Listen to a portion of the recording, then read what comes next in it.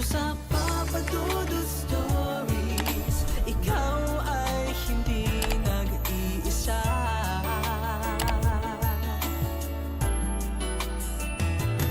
Dito sa Papa Dudut Stories, may nagmamahal sa'yo. Papa Dudut Stories, Papa Dudut Stories. Dear Papa Dudut, sa lahat po ng mga nakatutok ngayon, huwag pong kalimutan mag-like, mag-share at mag-subscribe. Maraming salamat po sa inyong lahat.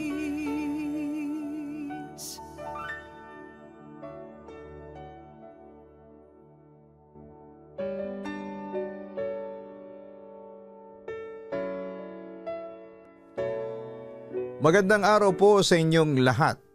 Nakikiusap ako na itago nyo na lamang po ako sa pangalang Hero dahil sensitibo ang ikikwento ko sa inyo. Pero alam ko na merong mga lalaking makakarelate sa akin. Isa akong truck driver at matagal mo na akong listener pero makailang beses akong nag-alinlangan na sumulat sa inyo. Kasi natatakot ako na kutyain ng mga lalaking listeners mo. Pero ngayong 2026 na, hindi ko alam kung bakit pero bigla akong nagkaroon ng kaunting lakas ng loob na ibahagi sa inyo ang pinagdaraanan ko. Papadudot pagdating sa physical appearance ko as in sa mukha, tangkad, postura at kakisigan ng katawan ay wala kayong maipipintas sa akin. Kapag naguhubad ako ng t-shirt talagang naglilingunan sa akin ang mga tao, lalo na ang mga kababaihan. Noong high school ako ay marami ang nagkaka-crush sa akin. To the extent na ako na ang parang nililigawan. Hindi ko alam kung bakit at tingin ko nga sa sarili ko ay hindi naman super gwapo. Sakto lang pero sabi sa akin ng mga tropa ko ay malakas daw ang sex appeal ko. Lalo na sa mga babae at sa mga bakla. Pero Papa Dudut, hindi ako komportable sa pinapakita nilang paghanga sa akin kasi they expect more at me. At meron akong pagkukulang na hindi alam ng mga tao sa paligid ko. Papa Dudut, ang totoo niyan, insecure ako dahil maliit ang aking manoy. Sa height kong 6'3", naasahan ng lahat na malaki ang aking kargada. Pero ang totoo ay maliit lamang yon. Parang nasa around 4 inches lang kapag buhay. Sorry agad sa mga nakikinig ngayon pero sisikapin kong hindi magtunog bastos ang aking kwento. So dahil maliit nga yung sa akin, hindi lang ako nagkaroon ng insecurities kundi nagkaroon din ako ng takot. Takot na madiskubre ng madla ang aking sekreto. Kaya naman laking pagtataka nila na kahit parang heartthrob ako sa school namin noon ay wala akong nililigawan o pinapansing babae. Kaya nagsuspecha sila na baka bakla ako. Ang sabi ko na lang sa kanila ay hindi ko priority ang love life at focus ako sa pag-aaral. Pero ang hindi nila alam, it is all lie. Ayaw ko lang malaman ng mga babae ang sekreto ko kasi kapag nalaman nila ay siguradong mawawala ang paghanga nila sa akin. At baka mabuli pa ako ng dahil doon. Pero Papa Dudut, hindi ko alam na may plano pala sa akin ang tadhana. Wala pala siyang balak na gawin akong single forever. Fast forward, senior high school lamang ang natapos ko dahil hindi na kinaya ng mga magulang ko na pag-aralin pa ako sa kolehiyo. Kaya sa edad kong 18 noon ay nagtrabaho na lamang ako, isang driver ng truck. Si Papa kaya sa kanya ko natutunang magmaneho ng sasakyan noon. At hindi nga nagtagal ay naging driver din ako ng truck. At naging tagahatid ng mga shipments sa port. Masaya ang buhay ko noon, Papa Dudut. Gigising ako ng maaga, magtatrabaho buong araw, uuwi ng pagod pero puno ng positivity ang buhay ko. Umabot ng 5 taon na ganoon ang routine ko. At wala akong reklamo doon. Actually, wala na rin akong ambisyon noon, basta makasurvive lamang ako sa pang-araw-araw ay ayos na ako doon.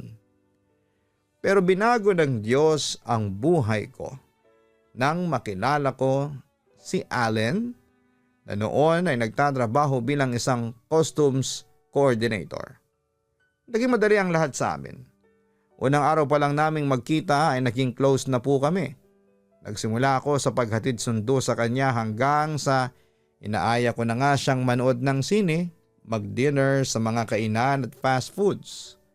Ako rin ang naging tagapayo niya sa buhay since matanda ako sa kanya ng 8 buwan. Bukod sa para akong DJ sa radyo kung magpayo, pagdating sa buhay, makalipas nga ng 1 taong friendship namin ay na-develop ako ng husto sa kanya. Pero natatakot akong sabihin sa kanya ang totoo. Kasi natatakot akong i-reject niya ako. Sinubukan kong pigilan ng emosyon ko kapag kasama ko si Allen. Pero Papa Dudut, dumating ang panahon na hindi ko na maitago ang aking totoong nararamdaman. Inamin ko sa kanya na mahal ko siya at nasurpresa naman ako dahil ganon din pala ang nararamdaman niya sa akin. Fast forward, naging kami ni Allen pero habang boyfriend-girlfriend kami. Walang sex na nangyari sa amin dahil takot akong malaman niya na isa akong jutes, hindi pinagpala pagdating sa kadakilaan. Kapag tinatanong naman niya sa akin kung bakit ayaw ko, palagi kong sinasabi sa kanya na hindi sa ayaw ko pero malaki ang respeto ko sa kanya. At naniniwala ko sa prinsipyong kasal muna bago sex. Ang hindi ko alam, mas humanga pala sa akin si Allen nang sabihin ko yon sa kanya. Kaya makalipas ang 1 taon simula nang naging kami ay nagpakasal na kami sa huwes. Simula noon Papa Dudut ay naging makulay ang mundo ko. Bawat araw ay puno ng ligaya at pag-asa dahil may isang ngiti na naghihintay sa akin. Ang asawa ko, ang pahinga ko. Sa simpleng hapunan, sa tawanan, sa malit naming bahay ay ramdam kong sapat ako at buo ang mundo ko. Hindi po ako mayaman pero may kapayapaan. Tuwing biyahe ko, iniisip ko ang uuwian ko. Iniisip ko kung anong ulam ang lulutuin niya, kung anong kwento ang ibabahagi niya. Sa bawat kilometro ng kalsada, dala ko ang pagmamahal na akala ko ipanghabang buhay na. Minsan habang nagmamaneho ako, bigla akong mapapangiti sa alaala ng unang pagkikita namin. Kung paano niya tinanggap ang pagiging simpleng ako. Kung paano niya sinabing sapat na raw ako. Wala akong ibang hiniling kundi ang manatili kaming ganito, tahimik pero masaya. Sa umpisa ng pagsasama namin ay puno ng lambing at pangunawa. Tinanggap niya ang kakulangan ko ng buong puso. Pero Papa Dudut, kahit may kakulangan ay napupuna ng pag-uusap at pagyakap. Akala ko yun ang sukatan ng tunay na relasyon. Akala ko ay sapat na ang pagmamahal para manatili ang isang tao sa piling mo. Pero unti-unting may nagbago. Hindi agad, hindi biglaan. May mga gabing tahimik siya. May mga araw na parang may iniisip. Akala ko ay pagod lang. Akala ko ay normal lang sa mag-asawa. Hindi ko iniisip na may binubuong distansya sa pagitan naming dalawa. Hanggang isang gabi naupo siya sa harapan ko. Tahimik lang pero mabigat.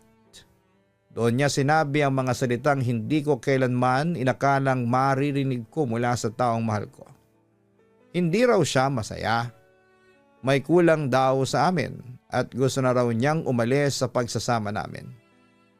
Sa una iniisip kong emosyon, oras o atensyon. Handa naman ako magbago. Pero nang banggitin niya ang dahilan ay parang binuhusan ako ng malamig na tubig. Iiwan daw niya ako dahil sa sobrang liit ng aking manoy. Doon ko naramdaman ng tunay na pagkabasag. Hindi ako makapagsalita. Hindi ko alam kung galit ba hiya o sakit ang una kong naramdaman.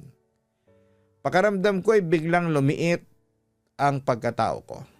Parang lahat ng pagiging sapat ko noon ay nabura sa isang iglap dahil sa bagay na hindi ko naman pinili. Mas masakit dahil masaya kami sa umpisa.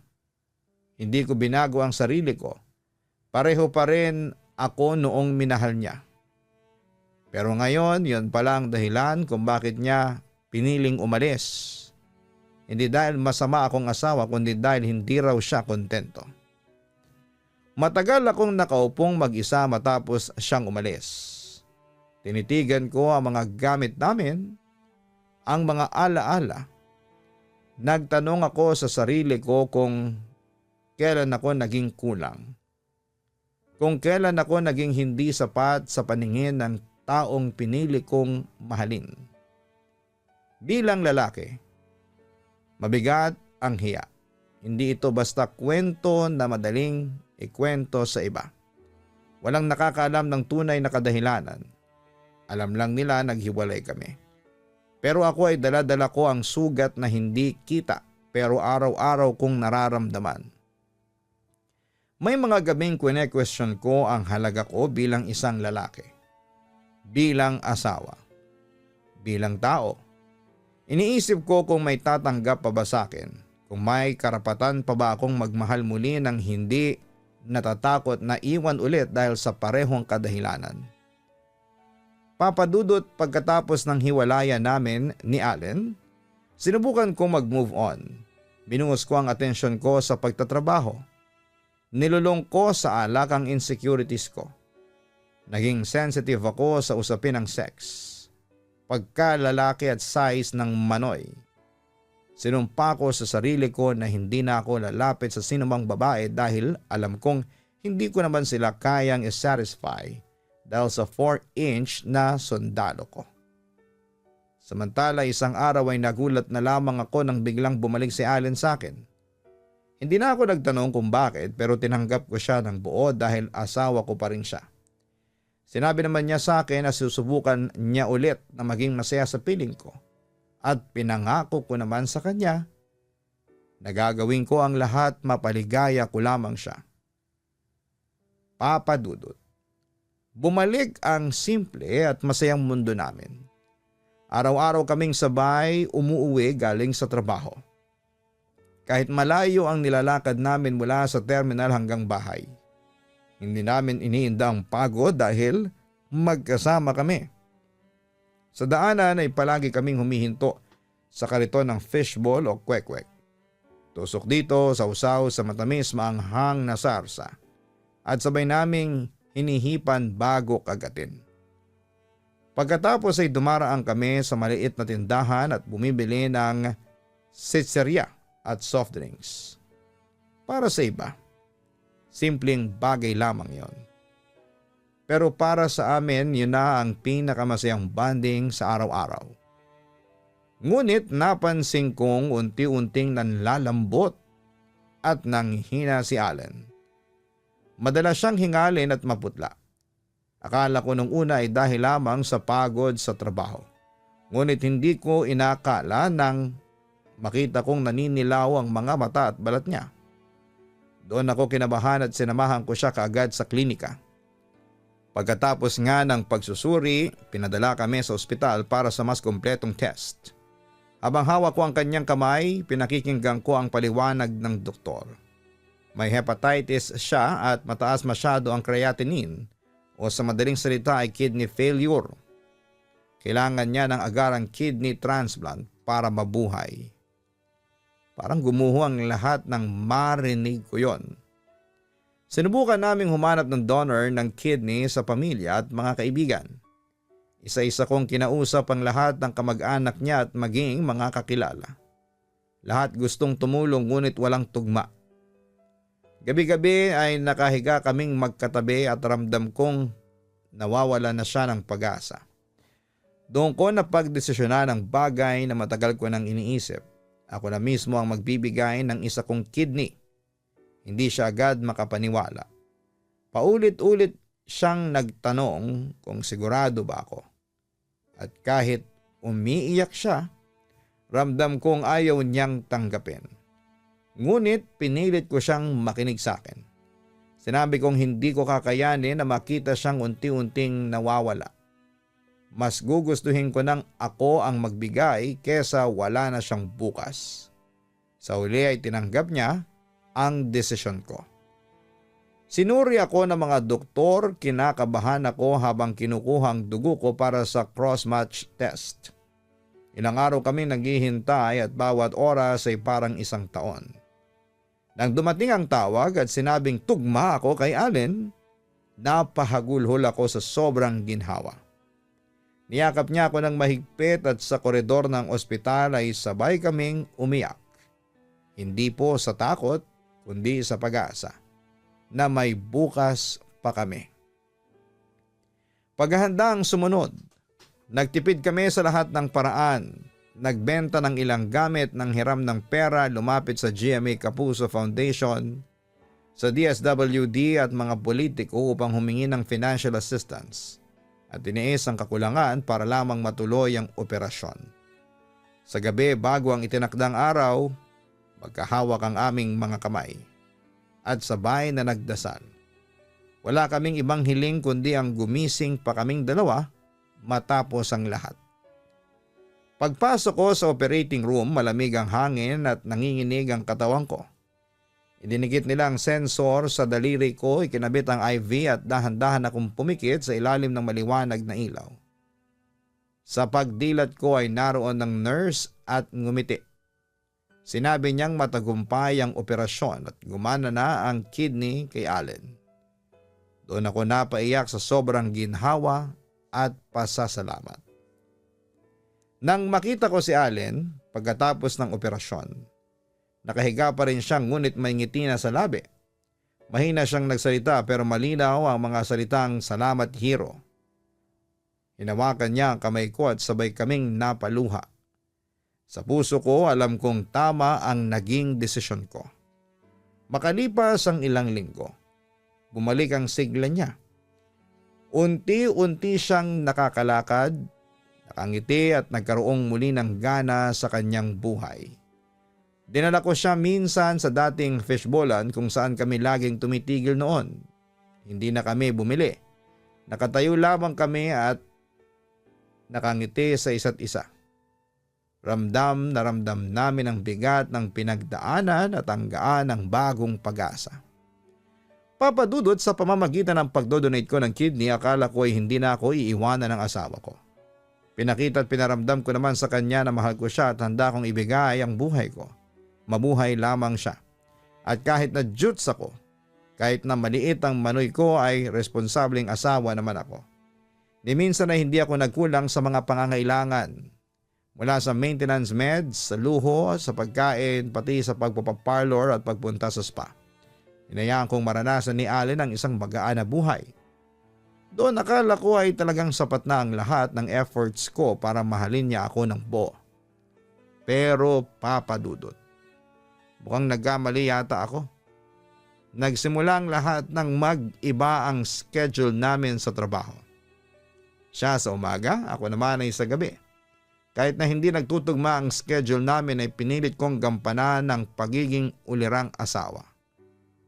Dumating pa sa punto na pati ang pagpupulbo sa likod niya at pagsusuot ng medyas, ako ang gumagawa bago siya pumasok. Lahat ay nakaayos na kahit ako'y puyat galing sa trabaho. Tuwing Biyernes ng hapon ay nakaugalian na niyang gumimik kasama ang mga ka-work niya. Isang beses Sabado ng hapon ay hindi pa rin siya umuwi. Siguro ay nakalimutan niya na off ko noon. Bigla na lang may nag-send sa akin ng larawan na kayakap siya sa lalaki niyang katrabaho. Magkaakbay sila sa kama. Ang nag-send ng larawan ay kaibigan kong ka-work din niya. Ang sakla pa. Yung lalaking nakakbay kay Allen nakasuot lang ng brief at bakat na bakat ang malaking kargada nito. Nanlumo ako nang makita ko yon at parang kasing pinamumuka sa akin ni Allen na parang gusto niya akong ikumpara sa lalaking yon. Dito na nga ako naiyak sa galit. Siyempre kinumpronta ko si Allen. Doon ko siya napagbuhatan ng kamay. Papadudot kahit kailan ay hindi ko siya sinaktan, kahit nung iniwan niya ako nung unang pagkakataon. Pero itong pagtataksil na ginawa niya ay parang hindi ko na kayang kimkimin. Buti na lang at bumalik din ang konsensya ko at hindi ko napatay ang asawa ko. Sa kabilang banda ay hindi naman inamin ni Allen na nagtaksil siya sa akin at marami daw tao doon sa kwartong yon. At yung nakahubad niyang coworker ay nakahubad lang dahil sa ginawa nilang laro na kung tawagin ay truth or dare. Basta yan ang paliwanag ni Allen sa akin at dahil sa pagmamahal ko sa kanya ay sinubukan ko pa rin siyang patawarin. Doon nagsimula ang depression ko. Sa trabaho ay tulala ako at nakikita ng mga kapwa ko drivers na umiiyak na ako noon. Makalipas nga ang ilang panahon ay pumunta ang biyanang kong lalaki at sinundo si Allen. Tapos umuwi silang mag-ama sa probinsya nila. Kumontak ang asawa ko at nagsabing may lagnat siya. Baka raw pwede akong umuwi. Dinala siya sa ospital at na-confine ng 2 linggo. Doon pa ako nanakawan. Lahat ng gamit ko ay natangay pati 10,000 na sana'y para sa gamutan niya. Bumalik ako sa ospital dahil hindi natigil ang lagnat niya at ang sugat sa paa ay kailangang operahan. Na-diagnose siya na may diabetes at sakit sa puso. At ngayon ay nagda-dialysis na. 3 buwan kaming nagpalipat-lipat sa ospital at ako lang ang nag-asikaso. Doon ay muling na-trigger ang depression ko. Palagi niya akong sinisigawan at minumura kahit maraming nakakarinig. Napaka-irritable niya. Ayaw niyang natutulog ako. Gusto niya akong nakaalalay lamang sa kanya. Doon tuluyang bumigat ang kalooban ko. Sa huli ay napilitan ako mag-resign dahil ubos na ang lahat ng leave ko. Ilang buwan matapos noon ay tinanggalan siya ng daliri sa paa. Pag-uwi namin mula sa ospital ako pa rin ang nag-alaga. Sobrang hirap alagaan ng taong ayaw tulungan ng sarili niya. Kung makapag-utos pa ay pasigaw. Isang beses nang hingi siya ng beer, sabi ko'y bawal yon. Nagulat na lamang ako nang bigla niya akong tinapunan ng balde ng ihi.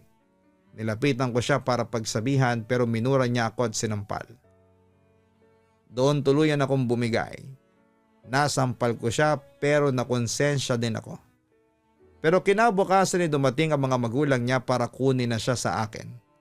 Sabi pa ng biyanan ko ay hindi raw ako naging mabuting asawa kay Allen kaya kukunin na nila ang asawa ko. Noong marinig ko yon ay sumabog na talaga ako. Pinalayas ko sila sa aking bahay. Ngayon ay hiwalay na kami at hindi ko na kinaya dahil mababaliw na ako kung ipagpapatuloy ko pa. Gusto ko lang ibahagi ang karanasan ko dahil sobrang bigat na po talaga. Naranasan nyo na ba yung wala ka ng pera, pagod ka pa sa trabaho, pero ang asawa mo ay hindi maintindihan ang pinagdadaanan mo? Tapos sa kabila ng sakripisyong ibinigay ko sa kanya, sasabihin lang ni Allen na hindi ako naging mabuting asawa. Pero sa katahimikan ng buhay ko ay unti-unti ko naintindihan ang isang bagay. Hindi ako ang may mali. Hindi ako nabawasan bilang tao dahil sa iniwan niya ako. Ang pagmamahal na may kondisyon ay hindi tunay na pagmamahal. Gaano man ito magsimula sa saya.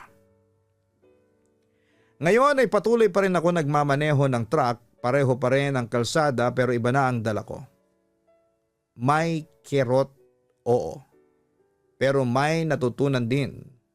Natutunan kong ang halaga ko ay hindi nasusukat sa pisikal na anyo, kundi kung paano ako magmahal at manatili. Hindi ko alam kung handa na akong magmahal muli pero alam ko na isang araw babalik ang tiwala ko sa sarili ko at kapag dumating ang panahong yon, dadalhin ko ang buong pagkatao ko. Walang hiya, walang takot at walang paghingi ng tawad sa kung sino ako. Papadudot, dito ko na po tatapusin ang sulat ko at sana'y mabasa niyo po ito at maging inspirasyon sa mga lalaking nakakaranas ng problema ng katulad ng sa akin. Tandaan niyo na hindi ang manoy ninyo ang sukatan ng inyong pagkalalaki, kundi ang pagharap ninyo sa mga pagsubok. Yung tapang at tatag na ipinapakita ninyo Yung mahirap kayong pasukuin kahit na malaki ang inyong problema.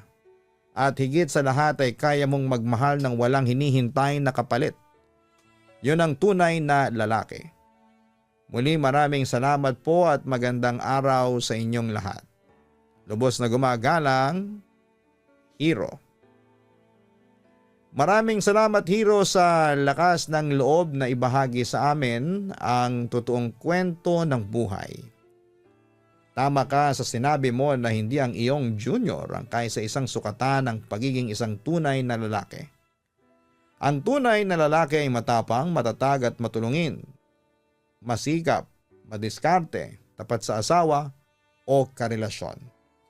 Gentleman at higit sa lahat ay hindi umaabuso sa kanyang pagkalalaki. Ang isang tunay na lalaki din ay alam ang salitang katarungan, pagpapakumbaba, at alam kung ano ang laban ang kanyang haharapin. May mga lalaki na guwapo, makisig, malaki ang kargada, pero walang sense ng responsibilidad lalo na sa pamilya. Tapos babaero pa at sakit ng ulo. Kaya naman sa mga kalalakihang hindi masyadong nabiyayaan ng kadakilaan ay huwag kayong mawala ng pag-asa at sa halip ay magpakatao kayo at maging huwaran sa lipunan.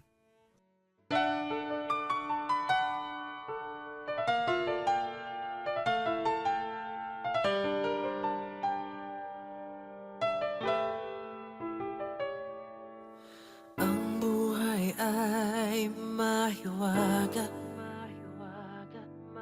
laging may lungkot at saya. Sa Papa Dudut Stories, laging may karamay ka.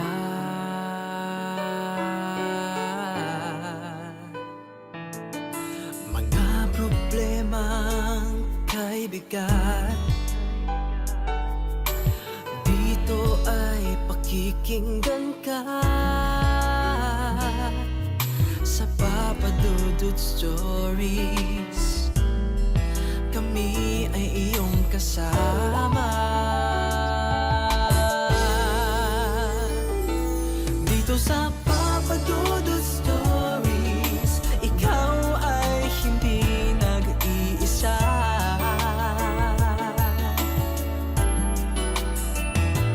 Dito sa Papa Dudut Stories, may nagmamahal sa'yo. Papa Dudut Stories, Papa Dudut Stories, Papa Dudut Stories.